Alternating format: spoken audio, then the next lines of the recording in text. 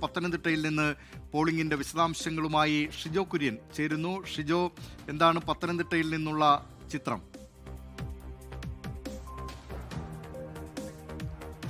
ദിലീപ് കുമാർ, കഴിഞ്ഞ 2 തദ്ദേശ തെരഞ്ഞെടുപ്പുകളുടെ കണക്ക് പരിശോധിച്ചാൽ അതിന് മുകളിലേക്ക് ഇത്തവണ പോളിംഗ് പെർസെൻറ്റേജ് പോകും എന്നുള്ള ഒരു സൂചനയാണ് ഇതുവരെയുള്ള പോളിംഗ് കാണുമ്പോൾ നമുക്ക് പത്തനംതിട്ടയിൽ നിന്ന് മനസ്സിലാക്കാൻ കഴിയുന്നത്. പത്തനംതിട്ടയിൽ ഏതാണ്ട് രാവിലെ 7 മണിക്ക് തുടങ്ങിയ പോളിംഗ് 12:30 പിന്നിടുമ്പോൾ, ഏതാണ്ട് 5.5 മണിക്കൂർ പിന്നിടുമ്പോൾ ഇപ്പോൾ തന്നെ അത് 40% അടുത്തിട്ടുണ്ട്. സാധാരണ നിലയിൽ രാവിലെ 7 മണിക്ക് തുടങ്ങി ഒരു 11 മണി വരെ അല്ലെങ്കിൽ ഒരു 10:30 വരെയൊക്കെ പോളിംഗ് ശതമാനം വലിയ രീതിയിൽ ഉയർന്നു വരുന്നത് നമുക്ക് ഗ്രാജുവലി നമുക്ക് കാണാൻ കഴിയുന്നതാണ്. എന്നാൽ അതിനുശേഷവുമുള്ള ഈ ഉച്ചവരെയുള്ള സമയങ്ങളിലും നല്ല രീതിയിൽ പത്തനംതിട്ടയിൽ പോളിംഗ് പുരോഗമിക്കുന്നുണ്ട്. 40% മുകളിലേക്ക് ഇതുവരെ പോളിംഗ് കൂടിയിട്ടുണ്ട് എന്നുള്ളതാണ് തെരഞ്ഞെടുപ്പ് കമ്മീഷന്റെ കണക്കുകൾ സൂചിപ്പിക്കുന്നത്. അങ്ങനെ വലിയ രീതിയിൽ പോളിംഗ് കഴിഞ്ഞ് 2015 72% എത്തിയെങ്കിൽ 2020 വന്നപ്പോൾ അത് 69% കുറയുകയാണ് ചെയ്തത്. എന്നാൽ 2015 20 ശേഷം 25 എത്തി നിൽക്കുമ്പോൾ ഇത്തവണ പത്തനംതിട്ടയിൽ പോളിംഗ് പെർസെൻറ്റേജ് കഴിഞ്ഞ 2 തവണത്തെക്കാട്ടിലും അതിന് മുകളിലേക്ക് പോകും എന്നുള്ളൊരു സൂചന അല്ലെങ്കിൽ അങ്ങനെ ഒരു ചിത്രം നൽകുന്നതാണ് ഇതുവരെയുള്ള പോളിംഗ് പെർസെൻറ്റേജിന്റെ കണക്കുകൾ സൂചിപ്പിക്കുന്നത്.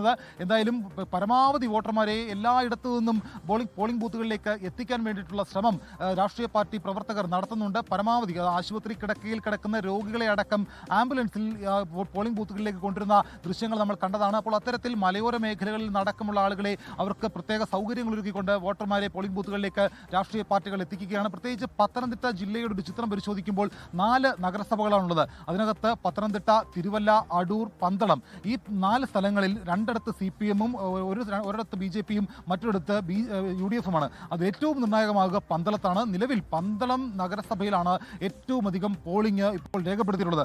മറ്റ് 3 നഗരസഭകളിലും 38-36% പോളിംഗ് ഇപ്പോൾ ഇതുവരെ ഉണ്ടായിട്ടുണ്ട്. പക്ഷേ പന്തളം നഗരസഭയിൽ അത് 40% മുകളിലേക്ക് പോയിരിക്കുകയാണ്.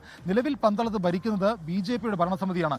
BJP ഇത്തവണ പന്തളത്ത് അധികാര തുടർച്ച ഉണ്ടാകും, പന്തളം നഗരസഭ ഞങ്ങൾ തന്നെ ഭരിക്കും എന്ന് തുടക്കം മുതൽ അവർ പറയുന്നുണ്ട്. എന്നാൽ അവരിൽ നിന്ന് തിരിച്ചുപിടിക്കാൻ വേണ്ടിയിട്ടുള്ള സർവ്വതന്ത്രങ്ങളും പയറ്റിക്കൊണ്ട് തന്നെയാണ് UDF-ഉം CPM-ഉം ഇത്തവണ അവിടെ കളത്തിലിറങ്ങിയത്. അപ്പോൾ അങ്ങേയറ്റം വാശിയേറിയ ഒരു പോരാട്ടം നടക്കുന്ന പത്തനംതിട്ട ജില്ലയിലെ ഒരു നഗരസഭ കൂടിയാണ് പന്തളം എന്ന് പറയുന്നത്. പന്തളത്താണ് അങ്ങേയറ്റം കൂടുതൽ ഇതുവരെ പോളിംഗ് ശതമാനം കൂടിയിട്ടുള്ളത്. മറ്റ് ഗ്രാമപഞ്ചായത്തുകളിലും ബ്ലോക്ക് പഞ്ചായത്തുകളിലും ജില്ലാ പഞ്ചായത്തിലേക്കും അടക്കം നല്ല രീതിയിലുള്ള പോളിംഗ് പുരോഗമിക്കുകയാണ്. വരും മണിക്കൂറിൽ കൂടുതൽ ആളുകൾ കൂടി പോളിംഗ് ബൂത്തിലേക്ക് വന്നാൽ സാധാരണ നിലയിൽ കഴിഞ്ഞ മുൻ വർഷങ്ങളിൽ കണ്ടതിനപ്പുറത്തേക്കുള്ളൊരു പോളിംഗ് ശതമാനം പത്തനംതിട്ടയിൽ ഉണ്ടാവും. എന്നാലും പത്തനംതിട്ടയിൽ നിലവിൽ ഏതാണ്ട് 10 ലക്ഷത്തിൽ പരം വോട്ടർമാരുണ്ട്. അതിൽ 4.5 ലക്ഷത്തോളം പുരുഷന്മാരും 5 ലക്ഷത്തോളം സ്ത്രീകളുമാണ്. ദിലീപ് കുമാർ, ലോകത്തെവിടെയായാലും ഏത് സമയത്തും 24 വാർത്തകളും ഓഗ്മെന്റഡ് റിയാലിറ്റി പാക്കേജുകളും എക്സ്പ്ലെയിനറുകളും വിശദമായി കാണാൻ ഞങ്ങളുടെ YouTube ചാനൽ നിങ്ങൾക്ക് സബ്സ്ക്രൈബ് ചെയ്യാം.